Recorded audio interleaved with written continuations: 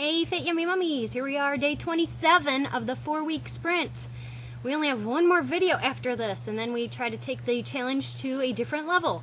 Congratulations for making it this far. Just to continue the theme of workout tips, I wanted to address the fact that one of the other most frequently asked questions is, how do I know when to increase the weights or increase the intensity of my workouts? And this comes, in quite frequently, and there is no exact right or wrong answer, and it's all dependent upon what you notice and how you feel during your workout. So I cannot specifically tell you exactly what weights to go up to and repetitions to use. That's something you have to feel out. So if you're keeping a workout log, it's much easier because you've been tracking, you have this information before you, and you realize that, you know what, I've been noticing that I've been at the higher end of the repetitions, and I've not been feeling it by the third superset. So I need to look at ways to change it up to make it more of a challenge. Now, this can be as simple as going from a body weight movement to doing that same movement with weights. And I'll just use I'll use squats and lunges as an example.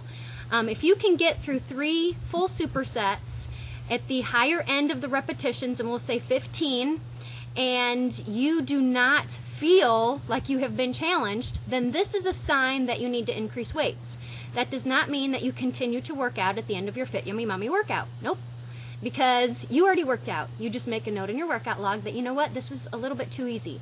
My next time through this workout, I'm going to try holding on to 2 10-pound weights. And then I'm going to take note of how that feels. Now, when you do increase the weight, let's say you're going from body weight to holding on to dumbbells, do not expect to be able to very easily complete these. You might find that you're on the low end of the repetition range. Maybe you're only able to complete 8 repetitions of squats 3 times through for your by the third superset. And by that third superset, you're like, oh my gosh, can I complete this? That's when you know that you have chosen the right weight. If you have chosen the wrong weight, you will know during the first superset, because in your mind, you're going to be, because you have this body awareness, it's going to feel super challenging. You can barely complete 5 or 6, and then you're going to be questioning yourself if you can continue for superset 2 and superset 3. So it's a matter of kind of feeling this out, and it's absolutely fine when you go to your next workout to increase those weights, that if you pick up something that's too heavy during that first superset, then the second superset, say, you know what, I tried 2 20-pound weights, so now I think I'm just going to try 2 10-pound weights. And that's absolutely fine as well, and then you make a note in your workout log. So let's just say, I'm going to back up here so hopefully you can see what I'm doing. Let's just say that you were able to very easily complete 10 body weight squats with good form by your third superset. You're like, yeah, you know what? My heart rate's elevated and I feel energized, but I'm not feeling that fatigue that comes from the intensity. So what I'm going to do is pick up, 2 of my dumbbells, and I have 2 15-pound weights here. So now I'm going to be doing my squats, and I'm really going to be paying attention to form. And like this is, let's just say that this is your first superset. When you add those weights around repetition 6, 7, 8, you're going to be like, yeah, that was it. But then you'll be able to take note that, or take some comfort in the fact that, you know what, now you get a break, because then you're going to, rotate that through with another exercise before you pick those weights up and do it again.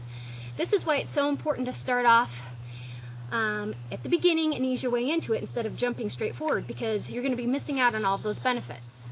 Now, it's important that when you do increase the weights that you are still paying attention to good form. Do not sacrifice your form in order to say, you know what, I have to choose a heavier weight.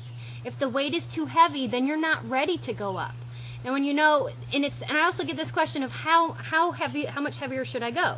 Well, if you're going from, especially body weight movements, our lower body is very strong. So if you're going from a body weight movement to holding on to dumbbells for squats or lunges, then you're probably going to be looking at using 10-pound weights. And when I say 10-pound weights, that means 2 10-pound weights, because you have 2 hands.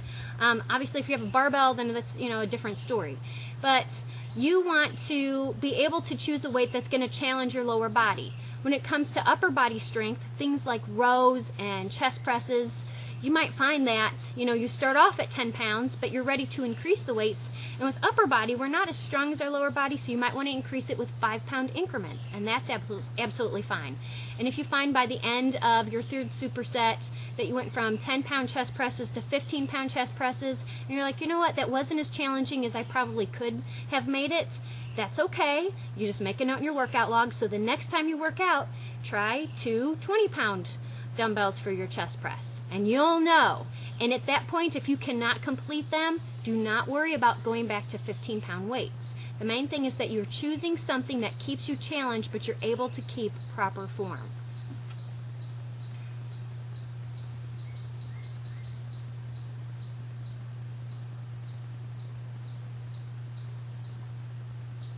What if you only have one set of dumbbells and they're just 10-pound weights? Well, I want you to make the most of the movements that you have. I don't expect everybody to go out and spend thousands of dollars or hundreds of dollars on, more dumbbell sets.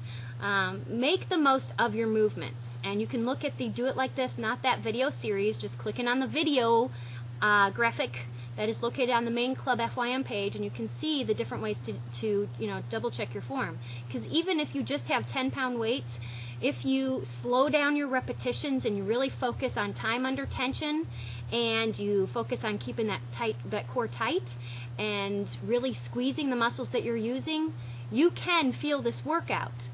It's not impossible. Yeah, eventually you're going to want to find a way to increase the weight so you do not plateau. But knowing that your workouts change every 4 weeks, make the most of what you do have available to you. So I hope that clears up any questions of progressing through your workouts, what weight to choose. Understand that this is something that's subjective. It's totally up to you, but it makes it so much easier when you're keeping that workout log.